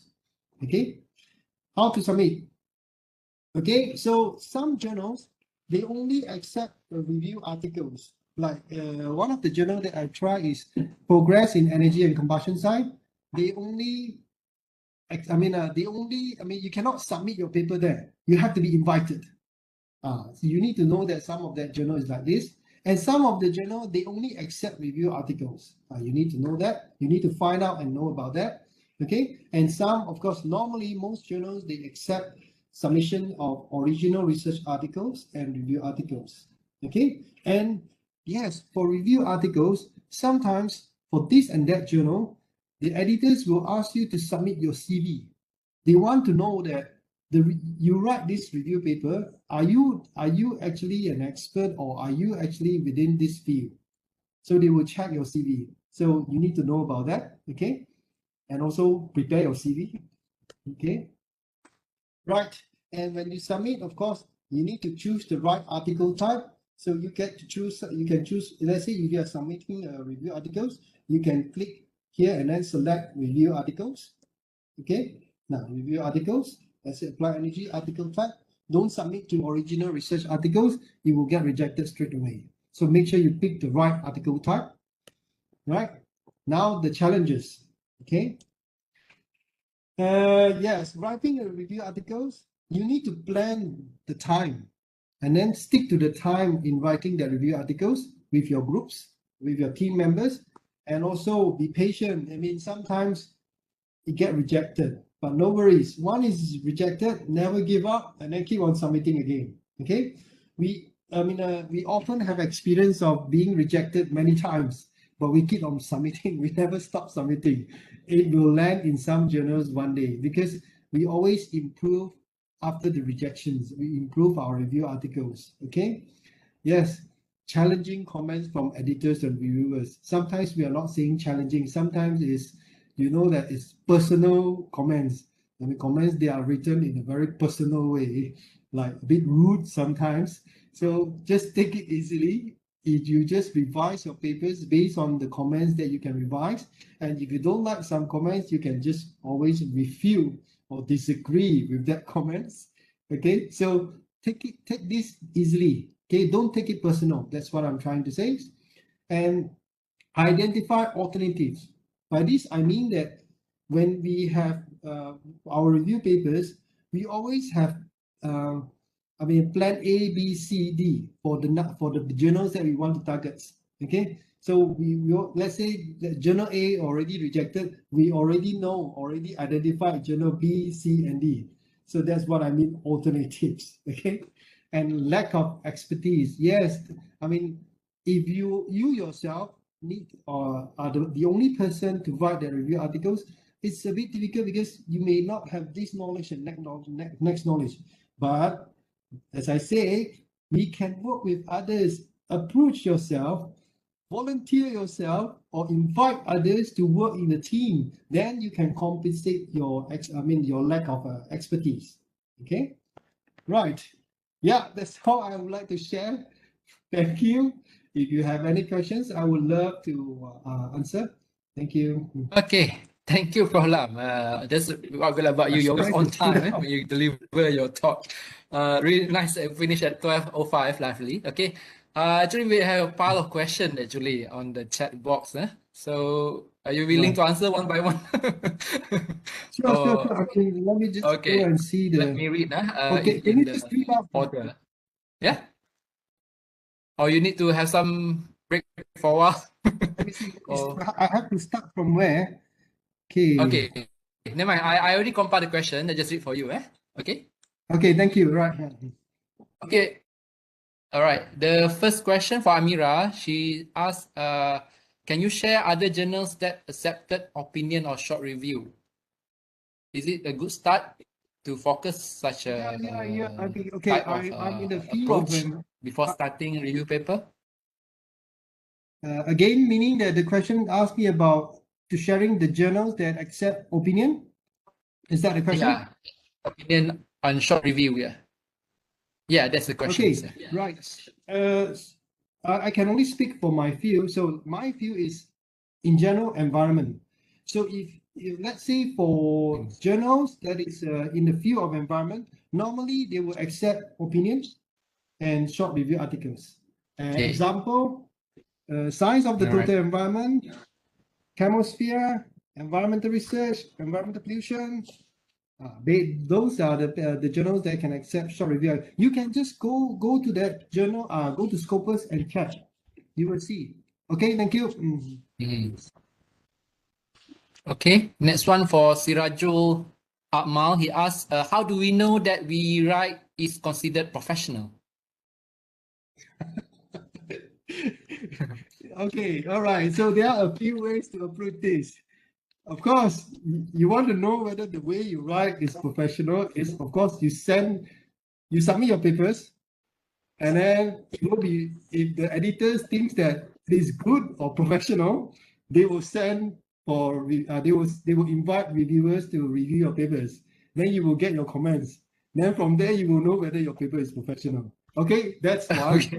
But before that, if you want to know whether your review paper is professional, as I say, try to, after you have written your review papers, try to invite others, your colleagues, if you are students, your friends, or most importantly would be researchers that is in your field to read the papers. You can invite him to be your co-authors for joint review papers if they are willing to improve your papers and also provide good comments and improve further. So in a way, it will improve the quality of your paper and also to make your paper more professional. If that answer your question. Okay. Thank you. All right. Okay. Okay, and this one from Dr. Johnson's Lim. He asks, can you share how do you divide review works among your team members? And how can this be done in an efficient manner? The question is, can you share how do you divide review works among team members? and how can this be done in an efficient manner?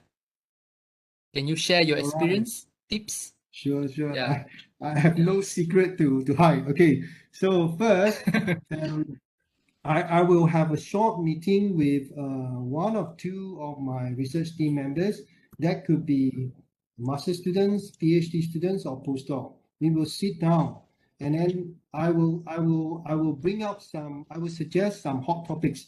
That hot topic has to come. It has to come from us as a supervisors, and I will ask them to go and study a little bit, maybe 1 week, for them to read some papers, and then they will come back to me. We will have another meetings, and then we will think whether this topic is worth to write a review papers. If yes, there must be some reason. If no, there must be some reason. So after that meeting, we think yes, then we will proceed with another step, that is to write out, to really plan the title, the table of content, and the abstract. And from them, we develop further. Okay, so once we have finalized the title, abstract, tentative abstract, and also the table of content, meaning that, okay, we want to have the section 1, section 2, section 3 on this topic and that topic, right? Then we will assign, we will delegate to each other who will be handling this section, who will be handling these sections. This applies not only to my research team members, it also applies to the way how I work with collaborators from other universities. We will have Zoom meeting, we will have online meeting to discuss this. Okay, thank you. Okay. Next question asks about how, this one for Izni Mustafa, asks about how to make our review paper different from the previous review under the same topic. Okay. How to make your review paper different? Yeah, how to Okay. make okay. First, you need to know what the previous review paper talk about. You need to know that first. Okay, they talk about A and B. Then only you talk about C. You don't talk the A and B back. You get what I mean? Or let's say Okay. they talk about A and B, and then but they didn't talk about this and that aspect of it. First, you need to know what are the current review papers or research papers talking about. Then you write something different. You need to know that first. Then only you can write something different. But my suggestion is we don't want to write a different review paper. We write differently because we think that writing that difference has some value, has some interesting findings that can be shared out to the research community. The novelty is more important. Thank you. Okay. All right. And another one asks, Nomi asks, what is the difference between review paper and systematic literature review paper? Okay, so right, so this goes a bit deeper into the technical part of the review papers. Okay, review paper, if I can share, most of my review papers or most of the review papers that we are writing is systematic review papers. If I'm not mistaken, systematic review paper, you have this, they call it PICO. P is population, I is interference, and C is comparison, O is outcome. So if your review papers has the elements of this PICO, it's called a systematic review paper. So most of my review papers, let's say for P, population, so I may write a review papers, let's say I have a review paper on locusts, right? The locust outbreak, right? And I have written the review papers with a team of researchers on locust outbreak focusing in China. So only the population in China. So having that element, that we can already call it as a systematic review papers. Or I normally have my review papers on comparison, the PICO, the C comparison, and also the outcome. I want to review some new findings and from the comparison of the existing literatures. That is also called a systematic review papers.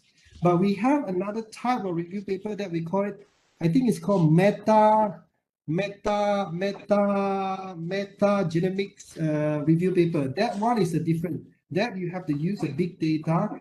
Let's say nowadays, if you want to prove whether this and that vaccine is really effective for COVID-19, right? So you need to use a special software to analyze the big data of the performance from each and that vaccine, and from that you come out with review papers. So that is different type of review papers. But most of the review papers that we are writing, or I suggest you to start to write, is systematic review paper, focusing on one of the elements, whether it's B or C or O. I hope I answered the question. Thank you. Okay. And then for engineer Nazri, he asked, what is the minimum number of reference for good review paper? This is for the Q1 and Q2 journal. Do you have any suggestion? I would say above 25. Above 25. Above 25. 25. Okay. Yeah, they're just in my field, because when you have too little references, unless your field, the topic that you have written, really doesn't have that many previous papers, then of course you don't have that many reviewers. But normally, in our world, in this world, we have a lot of people, working on the same topic. So 25 above, it would be good. Normally, I would put it at 30 for a typical review paper, 13 references. Thank you. Right. Okay. Okay. Let's go back to the chat here. The one that. Okay. All right. There's one here from Intan Martina. She asks, what should we do if we don't get any response from reviewer for more than 1 year? Should we withdraw the paper? Oh my God! I don't know. This got case, case before. we don't wait. Normally for my paper, after 1 month, if there's no news from the editors or not from the reviewer, no news from the editor, you can go to your submission website, right? Your editorial manager or what, right? In your column, you can email, right? Send the email and ask, may I know what's the status of my review articles? This is like giving a kind reminder to the editor, because we don't wait, we follow up in 1 month. Okay. Don't wait until 1 year. Oh my God. Yeah, I maybe never encountered such a case for more than a year. All right. I have these cases where my paper, there's no updates after like 1 or 2 months. So I will always email to the editors and ask, and they will check for you. And when they check, sometimes you need to know that sometimes your paper is not the fault of the editors. Your paper may just suddenly, lose of track in the system. So they have to find it out. So you better follow up. Thank you. All right, and then another question from Shafwan. He asks, you categorize long, short, mini review papers based on number of pages. May I know the typesetting of the pages, such as font size, spacing, and column? Is it got standard for this? There's no standard. That depends on the journal that you want to target. So that's why I say it's very important to read the guide for authors. Okay. Some are very specific on the font size, but font size is not that critical. More critical is the length of abstract, the length of conclusion, the number of tables and figures, the number of references, for example. Thank you. Okay. Right. I think this one quite common question. This one for Faith. He said, can one send the same paper to different journals at the same time, or depending which one respond first? Definitely no. Okay, let me just tell you something. If you submit the same paper to different journals, being an editor, we know that. We can trace that, and you will be blacklisted if we trace that. When I say you'll be blacklisted, that means, let's say I work as an editor of Elsevier. I found out that you submit this paper to Journal A and Journal B of Elsevier at the same time. We will blacklist you from submitting this paper to this and that journal, or maybe all the Elsevier journal. Don't do that. Okay. Right. Nowadays, it's big data, so it's easier to track this. Okay. And then, okay, this Unisan asks, is there any suggestion for tools to check our writing before submitting it to journal? Oh yes, a lot of tools. My students have been using software like Ginger. The ginger that we eat, we used to cook our soup, right? Ginger. Okay. And It's the name of tools, huh? Okay. there are stuff Grammarly, Grammarly. Grammarly. I mean, so they will normally use those software to at least proofread a little bit. I mean, revise the simple English. Then only they will submit to their supervisor. Okay. Okay. All right. Okay. Okay, got one more from Chai. Would like to ask normally how to decide the name of the first author or the corresponding author.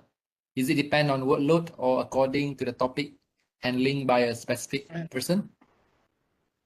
Okay, so there are a few things that I can share here. The first thing that we will look at, I mean, my team, is contribution. Okay, contribution, by this I mean that the first author always writes the most content, the contribution. Okay, corresponding authors normally it's also depends on one is contribution, and most probably it will be the project leader or the supervisors. And normally the students because they write a lot, so they will be the first authors. So and the supervisor will become the corresponding author. So some I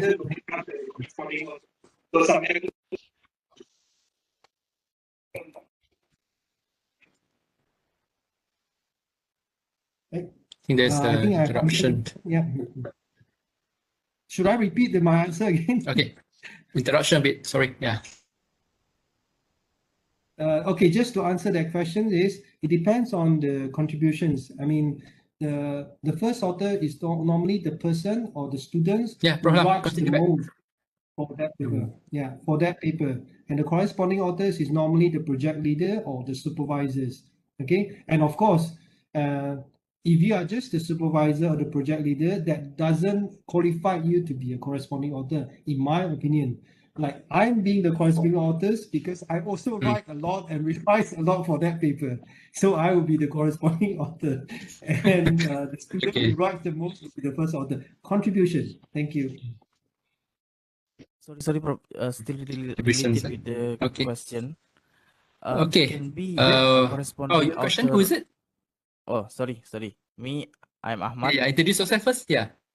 Yeah, I'm Ahmad from computers school. Okay. I would like to ask, can be corresponding authors more than one, or what is the maximum if it is can be more than one? Thank you. Okay, these are very good questions. Okay, so there are journals, especially let's say for review papers, you will see some cases where you have more than one corresponding authors, and this is normal for review papers and also for high impact journals. Okay, so some journals, it depends on the journal that you want to target. Okay, some journal, let's say in my view, bioresource technologies can only accept one corresponding authors. Environmental pollution accept only one corresponding authors. But some journals, they are okay with having more than one corresponding authors. And it's not recommended to have too many co-corresponding authors, not more than 3 if you ask me. I hope that answer your questions. And why we sometimes have 2 or 3 corresponding authors is there are a few factors to look at here. One is depends on the contribution as well. Sometimes let's say if you have 2 corresponding authors, 2 of them, they also have a big contribution to these papers. And of course, sometimes it depends on the sponsors as well. If you are allowed to have, if that journal allows you to have like 1 or 2 corresponding authors or 1 corresponding authors, then that will allow, because sometimes some projects will require the project leader to claim some, they want to claim that paper as their KPI, they need to be the corresponding authors. So in that case, consideration is given sometimes If his contribution is high, he will be the co-corresponding authors. I hope that answers your questions, Ahmad. Yes, Prof. Really clear. Thank you so much. Thank you so much. Thank you. Okay, I think we take one more last question. Okay, it's almost 12:30 now. All right. Say that this. Okay. There's one person they observe your styles. They said, why you always put your name last in your review papers? My name You hear the last. question? Oh, Yeah, okay. last in the Right. review papers. Yeah.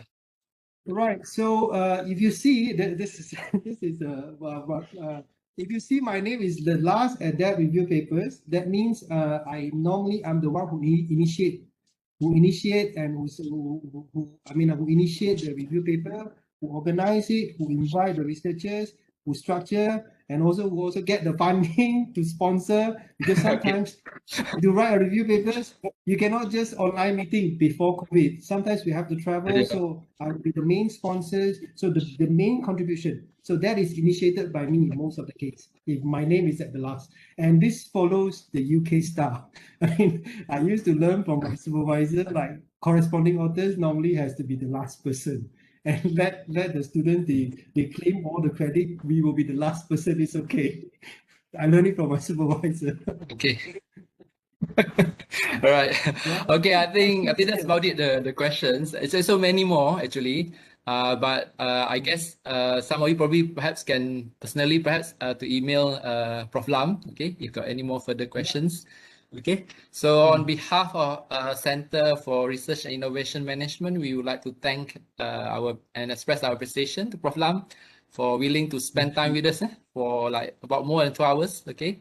Our apology for the big technical glitch at the beginning, but I think it went quite well in terms of the content and also in terms of the response from the participant. Okay, before I conclude our webinar today, any closing remarks from Prof Lam?